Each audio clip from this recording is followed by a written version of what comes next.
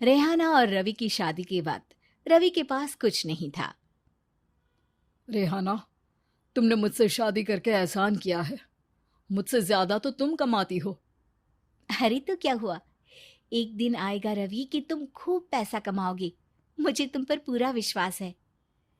रवि और रेहाना खुद को स्टैंड करने के लिए पूरी मेहनत करते। रेहाना, मैं नौकरी नहीं करना चाहता हूँ। तो कोई बात नहीं, मैं नौकरी करके घर चलाती हूँ, तुम बिजनेस सेट करने की कोशिश करो। एक दिन रेहाना, तुम जानती हो, मैंने जो विज्ञापन बनाने वाली कंपनी खोली थी ना, उसे बड़ी ब्रांड का ऑफर आया है। अब हम लोगों के दिन ब्यारे न्यारे हो गए हैं। मैं जानती थी रवि कि एक दिन तुम सेटल हो जाओगे। रवि का काम अच्छा चल जाता है। एक दिन वो रेहाना से कहता है, रेहाना, अब हम लोगों का बच्चा भी हो गया है। बहुत छोटा है वो। उसका ख्याल कैसे रखेंगे हम? कैसे क्या, मैं गांव से माँ को लेकर आ जाती हूँ। नौकरी से हाफ डे ले लिया करूंगी। अभी तो वो छोटा है, स्कूल जाने तक मैं मैनेज कर लूंगी। देखो रेहाना, मैं अब अच्छा कमा रहा हूँ। तुमको नौकरी करके परेशान होने की कोई जरूरत नहीं है। अरे कैसी बात कर रहे हैं, मैं अपनी लगी लगाई नौकरी कैसे छोड़ दूं? और मैंने तो सुना है हम लोगों को कुछ ही महीनों में सरकारी नौकरी मिल जाएगी। सरकारी नौकरी में कितना कमा लोगी? उतने में तो मैं ड्राइवर रख लूंगा। रेहाना को रवि की बात का थोड़ा बुरा तो लगता है। कम से कम मेरी नौकरी की इतनी बेइज्जती मत करो। भूल गए, इसी नौकरी के बदौलत तुमने अपना बिजनेस खड़ा किया है। अरे वो तो मैं किसी के भरोसे भी कर लेता। देखो, अपने बच्चे को संभालो, घर का काम करो। अब बाहर जाती तुम अच्छी नहीं लगती हो। रेहाना रवि के कहने पर नौकरी तो छोड़ देती है, लेकिन अब बड़े से घर में उसकी कीमत किसी नौकर से कम नहीं होती।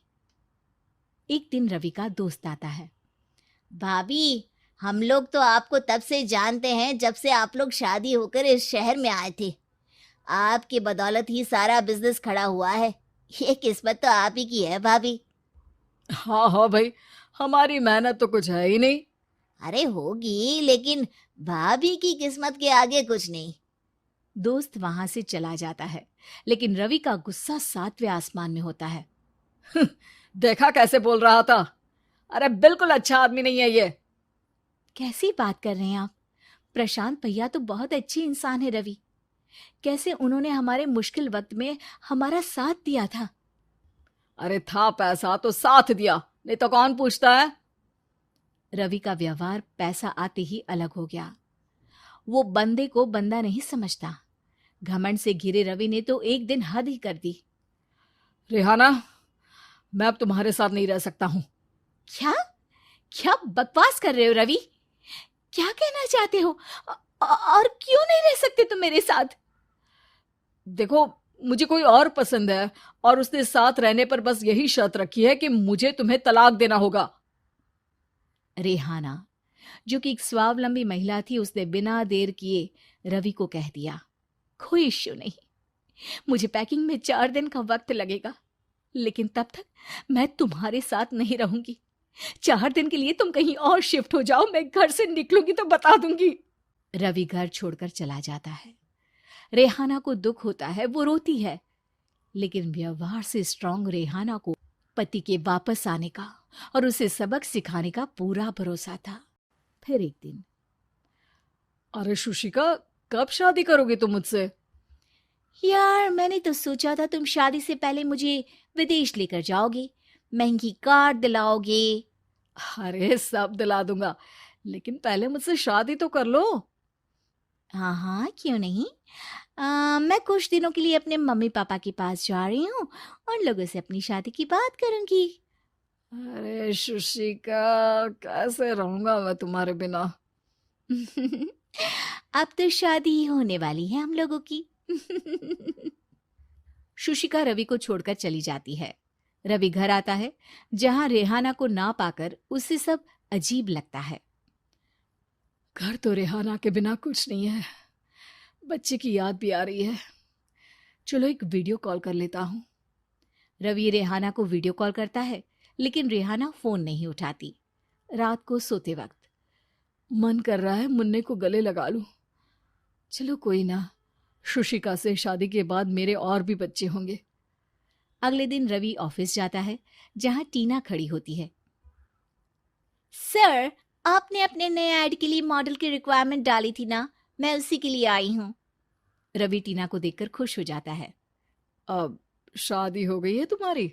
नहीं सर, बस अच्छा सा हैंडसम और अमीर लड़का देख रहे हैं मेरे मम्मी पापा। रवि के दिमाग से तो टीना को देखकर शुशिका का ख्याल भी खत्म हो जाता है। अरे यार, ये लड़की मिल जाए कितनी सुंदर है। शुशिका तो इसके आगे कुछ नहीं है।